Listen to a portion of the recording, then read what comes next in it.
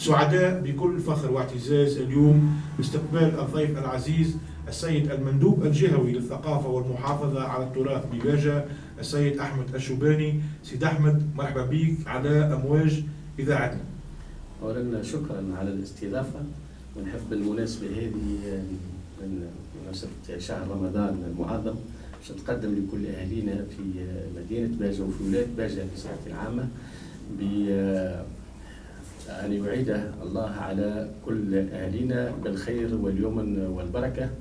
ونحب كذلك بهذه المناسبة باش نتقدم بالشكر لجمعية أحرار الوطن على هالمبادرة هذه في بعث هذا المولود الجديد اللي يخدم الإعلام في جهتنا المتمثل في راديو سابا، اللي أكيد وأنا واثق بأنه سيعزز المشهد الإعلامي في الجهة وسيساهم في إبراز المخزون وكل المكامن التنمية بصفة عامة، سواء كانت الاقتصادية والاجتماعية أو الثقافية بصفة خاصة.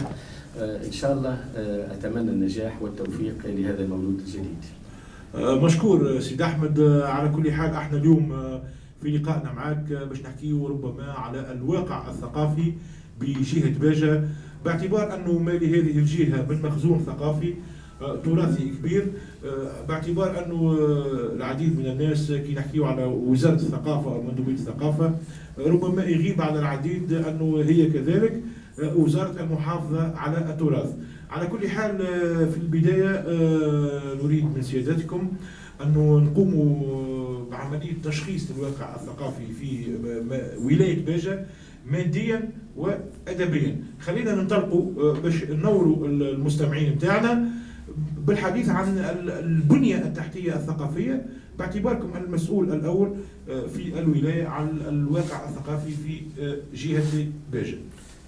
إذا كنت تحدثنا على البنية الأساسية الثقافية بولاية باجة، نقول أنها تغطي معناها كل معتمدية الولاية، وهي تعد 9 مؤسسات ثقافية، دور ثقافة في كل المعتمديات إلى جانب المركب الثقافي في مدينة باجة. هذه المؤسسات معناها تساهم في تنشيط الحركة الثقافية بما تؤمنه من الأنشطة متنوعة تمس كل الممارسات الثقافية، من مسرح، من موسيقى، من سينما، من فنون تشكيلية، في إطار النوادي التي تبعثها هذه المؤسسات، إضافة إلى المحطات الثقافية اللي أصبحت متميزة في جهة باجة، واللي كذلك هي تؤسس للمشهد الثقافي الجهوي وكذلك المشهد الثقافي الوطني، إضافة إلى عدد من المكتبات العمومية كذلك موجودة في كل المعتمديات، وهي تعد 12 مكتبة عمومية قارة. في مجاز الباب هناك مكتبتين، بعد أنه سنتحدث فيما بعد عن المؤسسات اللي طالها التعهد والصيانة والترميم، إضافة كما قلت إلى مكتبتين متنقلتين تؤمنان معناها زيارات ميدانية خاصة للمؤسسة التربوية المتواجدة في ريف ولاية باجة.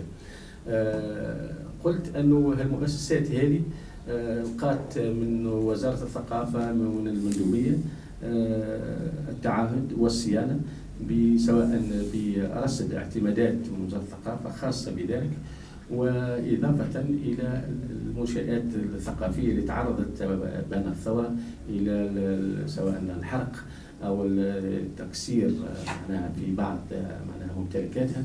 أذكر منها دار الثقافة كولات، دار الثقافة عمدون اللي تحرقت كليا، واللي الآن بصدد إجراءات الصيانة والتعهد مع الإدارة الجهوية للتجهيز ووزارة الثقافة، إضافة إلى المكتبتين بمجاز الباب.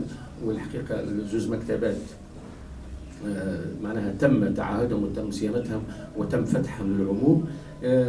تم بعث بالنسبة لهذه السنة وقريبا ستفتح أبوابها مكتبة عمومية جديدة بوادي الزرقاء، إضافة إلى أنه عندنا مشاريع ثقافية أخرى بصدد وتعتبر مشاريع معطلة، والإدارة ساعية مع إدارة التجهيز مع وزارة الثقافة على أن هذه المشاريع معناها تنطلق في أقرب الأجال. أذكر منها المكتبة العمومية بسيدي إسماعيل، أذكر منها دار ثقافة الستور اللي تعطلت بسبب معناها ارتفاع تكاليف البناء، أذكر منها مسرح الهواء الطلق بمركب الثقافي، قلت دار ثقافة عمدون إن شاء الله سيقع ترميمها كليا، إضافة إلى مشاريع التعاهد والصيانة سواء في توسعة بعض القاعات أو تعاهد الشبكة الكهربائية وغيرها. سيد أحمد، لهنا نستوقفك لبعض الوقت، يعني مشكور أعطيتنا فكرة شافية وظافية عن المؤسسات الثقافية في ولاية باجة، لكن ثم نقطة استفهام كبرى أنه في منطقة البولات يعني دار الثقافة اللي تم معناها حرقها ونهبها بين الثورة إلى حد الآن لم تستعد يعني عافيتها وما استعدتش نشاطها. أنا علاش ركزت على قبولات؟ باعتبار أنه الحساسية نتاع منطقة البولات في مستوى علاقتها حتى بالإرهاب وبالجماعات المتطرفة، نعتقد أنه إذا كان نحيي الثقافة غادي في المنطقة ذيك ربما نساهموا على الأقل كمندوبية ثقافة أو كوزارة ثقافة بنشر نوع من الوعي في المنطقة ذيك في ظل ما تعيشوا الآن من تجاذبات نتاع ناس متشددين دينيا. يعني ما ثماش برنامج باش في أقرب وقت ربما تسترجع عافيتها. لا، هو صحيح نحن عندنا مشاكل في بعض معناها تواصل بعض المشاريع الثقافية كيف ما قلت عمدون، ثم دار الثقافة بولات اللي رصدت لها وزارة الثقافة معناها اعتماد بقيمة 360,000 دينار، ومن المفروض أن الأشغال انطلقت، إلا أن هناك إشكاليات مع المقاول المنفذ لهذا المشروع. هناك إشكالية تعطل المشروع، إن شاء الله معناها بالاتفاق مع إدارة التجهيز في الأمور الفنية اللي نحن لا نتدخل فيها لأنها تمس من البناية في حد ذاتها، لذلك تعطل المشروع وإن شاء الله تنطلق يعني ربما بشرى لشباب قبولات في القريب العاجل ينجحوا. هو في الحقيقة انطلق المشروع ولكنه تم توقيفه من طرف إدارة التجهيز لأمور فنية معناها تخص البناية في حد ذاتها. ما زلنا نحكيو على المؤسسات الثقافية ربما، وباعتباركم معناها مندوب جهوي الثقافة والمحافظة على التراث، البارح في لقاء مع السيد المندوب الجهوي للتنمية بباجة تحدثنا على المعالم الأثرية في باجة باعتبارها جهة يعني ضاربة في القدم، والجهة هذه تحتوي على مخزون تراثي كبير برشا. يعني ينجمش معناها المستمع نتاعنا ياخذ فكرة صغيرة عن المعالم هذه وشنية ربما برامج وزارة الثقافة فيها، وربما حتى تعطينا فكرة صغيرة سيد أحمد على المسلك السياحي في باجة اللي كثر عليه حديث والاعتمادات والفلوس ما تصبتش وكذا. يعني اليوم نحب نشوفوا شنية ونوصل معناها المسائل هذه. شكرا. هو من بعض الصعوبات وبعض المشاكل اللي نتعرضوا لها هو كيف ما قلت معناها هي الإشكالية في توفير الاعتمادات الخاصة بتعاهد وصيانة هذه المؤسسات الثقافية بصفة عامة. فيما يتعلق بالجانب التراث والمعالم، نحن نعرف أنه باجة اللي نميت على أساس أنها ولاية فلاحية، أنا أقول أنها كذلك هي ولاية ثقافية بامتياز نظرا لما تتميز به معناها من بنية معالم ومواقع معناها معروفة وعندها صيت. أذكر من هذه المعالم دقة الأثري، هنشير الفوار، معناها بعض المعالم الدينية الموجودة واللي تشكل مسلك ثقافي سياحي في مدينة باجة وتصل حتى إلى القصبة، معلم القصبة وما أدراك.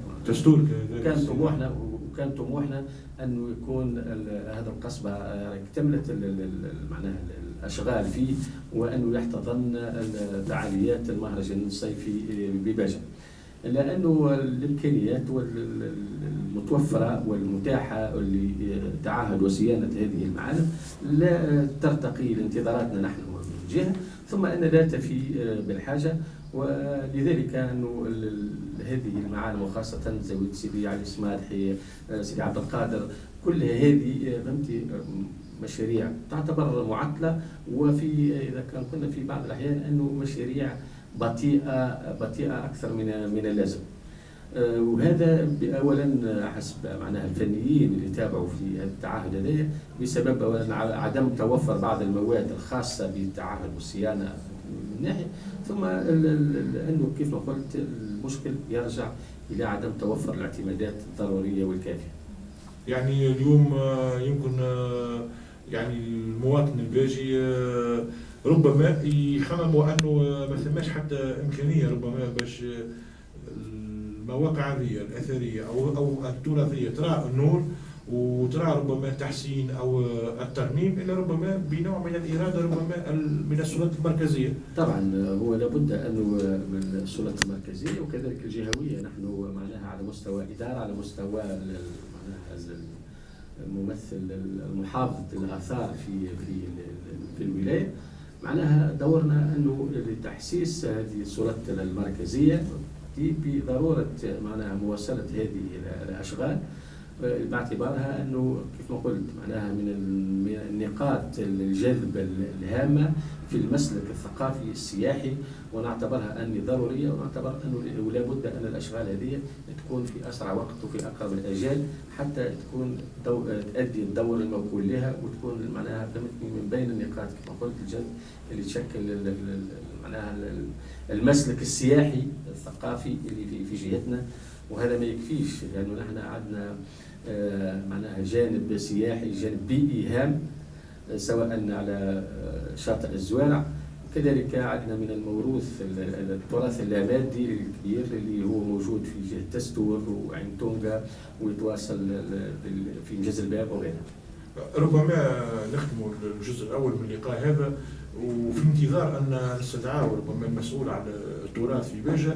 يعني ديما نسمع انه ثم نوع من القطيعه بين المسؤولين عن التراث والمندوبيه الجهويه للثقافه، يعني وكانه كل شق من الشقين هذوما يخدم عليها وحده بمفرده، لانه ولهنا نتسائلوا اذا كان هي مندوبيه للثقافه والمحافظه على التراث، ثم اداره عامه ربما اللي هي نتاع التراث، يعني حتى كيف في الاتصال معاهم معناها يعتبروا الواحد ما همش تابعين معناها الثقافه. لا هذا صحيح ونقر به، ثم اني انا هذه قناعتي حتى اني بلغت ذلك في كل اجتماع مع في الوزاره، لانه هذا الموضوع ماهوش يهم فقط باجة، وانما موضوع وطني في التنسيق بين الادارات، خاصه بين المعهد التراث ووكاله احياء واستغلال التراث مع المندوبيه الجهويه للثقافه. هناك من يرى انه معناها انه المندوبيه تتدخل في الجانب معناها اشغال، وان كنا نحن بالنسبه لنا هو دورنا هو دور دعم لهذه المؤسسات، ولا يدخل في الجانب الفني والعمل بتاع المحافظين المختصين في المجال التراث والاثار. فقط انه نحن نحرص على ان تكون معالمنا ومواقعنا الموجوده في جهتنا معناها ترى معناها تكون فيها التعاهد، تكون فيها الصيانه، تكون انه تساهم في الجانب معناها الثقافي في جهتنا، سواء بتنظيم الزيارات لها او بتعاونها وصيانتها، وتغطي كل معتمديات الولايه. لانه بالنسبه للسنه اللي فاتت ثم مهرجان كبار ما تعملش، بقاو 7 مهرجانات، لعل اهمها هما على الاقل عندنا 3 مهرجانات لازم نتحدث عليهم. كيف ما ذكرت هو مهرجان تستور المختص في المنوف، وهذا المهرجان لقى دعم كبير معناها خاصه من الوزاره، حتى انه السنه الفارطه تمت مضاعفه المنحه المخصصه له من وزاره الثقافه، اضافه الى مهرجان دقه ومهرجان باجة الصيفي. هذوما على الاقل المهرجانات الهامه في الجهه، اضافه الى مهرجان الزوارع نبزه، مهرجان انجاز الباب، مهرجان الصيفي بعمدون، المهرجان بقبلات. هالمهرجانات هذه اولا تلقى دعم مالي من المندوبيه الجهويه للثقافه. بالنسبه لهذه السنه تم تخصيص مبلغ اعتماد 120,000 دينار لهذه المهرجانات، توزع المهرجانات، اضافه الى دعم اضافي من وزاره الثقافه السنه بلغ في حدود 95,000 دينار موزع على هذه المهرجانات هذه، إضافة إلى العروض المدعومة اللي من مسرح وموسيقى لتأثيث هذه المهرجانات. صحيح أنه هذه في معناها مقابل أنه هذه العروض تبقى شتت كبير ياسر من سنة إلى أخرى، أنه العروض اللي تبرمج معناها في الجهة تبقى حسب إمكانيات هذه المهرجانات، باعتبار أنه هناك مصاريف كبيرة للإعداد لهذه المهرجانات. أنت تعرف أنه إعداد ركح في مهرجان باجة يتطلب في حدود 4000 دينار، وهذا يثقل كاهل المهرجان إضافة إلى خدمات أخرى. في غياب وافتقار في العديد معناها من في المناسبات من تدخل المستثمرين الخواص لتشجيع هذه الفضائيات، حتى أنه هذه المهرجانات اكتفت فقط بدعم الوزارة والمندوبية، وهذا غير كافي، لأنه الهيئات باش تنجم تبرمج معناها عروض تلبي طلبات وانتظارات رواد هذه المهرجانات معناها يبقى صعب. المشكلة هو في الحديث هو في خصوص العروض الموسيقية المدعومة. صحيح أن هذه العروض المدعومة واللي تسند للجهات الداخلية لا تلبي انتظاراتنا. نحن نحرص مع الوزارة على أن تكون على الأقل قريبة من طلباتنا. إن شاء الله أنه هذه العروض إن شاء الله البرامج هذه تكون في مستوى انتظاراتنا حتى تؤسس للمهرجانات في الدورة القادمة إن شاء الله. يعني حتى على مستوى التشريعات والقوانين في ظل معناها الميزانية الضعيفة هي على المستوى الوطني للثقافة من ميزانية الدولة، ما ثماش حتى توجه أو رغبة أنه توجه حتى القطاع الخاص سيد أحمد في تمويل بعض المهرجانات، خاصة بالمناطق الداخلية ذي اللي حتى المبدعين في بعض الأوقات مثلا ما يحبش يتنقل، ربما يحب يمشي المهرجانات الدولية، يحب يمشي المهرجانات اللي يلقى فيها ربما اسمه، يلقى فيها قنوات تصور، يلقى فيها الصحافة، يلقى فيها معناها إشعاع. صحيح. هو أنا قلت أنا بالنسبة لهذه المهرجانات نحن تلقى صعوبات. نحب بالمناسبة نحيي كل معناها الهيئات هذه المهرجانات لما تقدموا ولما تقوم به من عمل تطوعي لمعناها تنشيط مدننا خلال الصيف. أنا كيف نتحدث على باجة معناها الصيفي هو المتنفس الوحيد لأبناء باجة خلال الفترة هذه. هذه الاعتمادات اللي تخصص للمهرجانات كما قلت أولا هي معناها محدودة من ناحية المساعدات سواء خاصة في الاستثمار ولا التدخل من سواء البلديات أو المجلس الجهوي تبقى غير كافية، خاصة في الإمكانيات المحدودة للبلديات. وما نجمش نطلب منها أكثر، على الأقل نطالبها بتقديم الخدمات اللي تتمثل في عدد الركح وغير ذلك. الولاية ننتظر أنه الترفيع في المنح الموجودة، وعندنا وعد في ذلك إن شاء الله معناها أنه هذه المنح ترسل في الوقت المناسب حتى معناها تسهل عمل هذه الهيئات اللي ويتم إنجاز المهرجانات هذه على الأقل في حدود الإمكانيات المتاحة. في باجة اليوم الشباب يفتقر ربما إلى مهرجان للشعر الحر، يفتقد مثلا إلى مهرجان في الأغنية الشبابية الراب مثلا.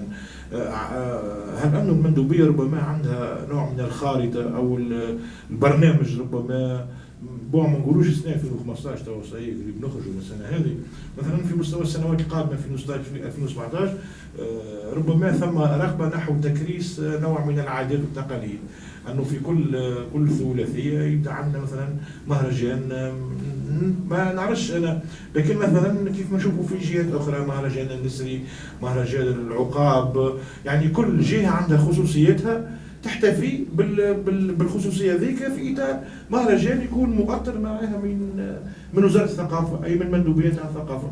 صحيح. هو هذا يبقى معناها دور سواء المؤسسات الثقافية المؤهلة دور الثقافة العمومية وخاصة الجمعيات المجتمع المدني في التأسيس لتظاهرات ثقافية تصبح قارة وتعرف بها الجهة وتكون دورية، سواء في مختلف معناها الممارسات الثقافية، سواء كانت في الجانب الفكري وكما قلت في الجانب الأمسيات الشعرية مهرجانات شعرية، أو في المسرح أو في الفنون التشكيلية. ونحن معناها حاولنا أنه نؤسس لمهرجان في الفنون التشكيلية تحمل معناها اسم علم من أعلام باجل وعمر فرحات، وكانت في دورته الثانية. وحبينا أنه الجمعية الفن التشكيلي هي اللي تقوم بذلك، والمندوبية تساعد وتساهم على إنجاح هذه المحطات الثقافية اللي نحبوها معناها تصبح منارات في الجهات، وتحمل كل معناها معتمدين ومعتمديات تكون عندها على الأقل ملتقى فكري في مجال أدبي أو فكري معناها في عام، أو وكذلك في جانب المسرح، في جانب الموسيقى، في جانب الطفولة، والمواضيع معناها عديدة ومتنوعة، والاختصاصات اللي في الجهة كذلك تسمح بأنه نعد ونؤسس لتظاهرات من يعني المخزون الثقافي ربما ينتظر ما يكفيش دعم المندوبيه للثقافه، كذلك لابد مكونات المجتمع المدني انها تتحرك، ان يعرف اليوم وانه التمويل لوزاره الثقافه لا يكاد يتجاوز 1% من ميزانيه الدوله التونسيه. هذا الشيء اللي ينعكس ربما على جهه باجه. ربما سؤال يسأل أي مواطن: ما نصيب باجة من هال1% هذه الموجهة لدعم القطاع الثقافي في الجهة؟ والله أنا ما نجمش نعطيك رقم معناها صحيح 100%، لكن أقول أنه ولاية باجة هي كبقية ولايات الجمهورية معناها لها ميزانيتها كالمندوبية الجهوية للثقافة، عندها ميزانيتها في مختلف فصولها، فصول التصرف فيها، إضافة إلى ما تلقاه كما قلت من تدخلات أخرى في مستوى أولا كما ذكرت في المهرجانات، في التعاهد والصيانة، وهذه كلها يتم بناء على المشاريع والبرامج اللي تقدمها المندوبية الجهوية للثقافة.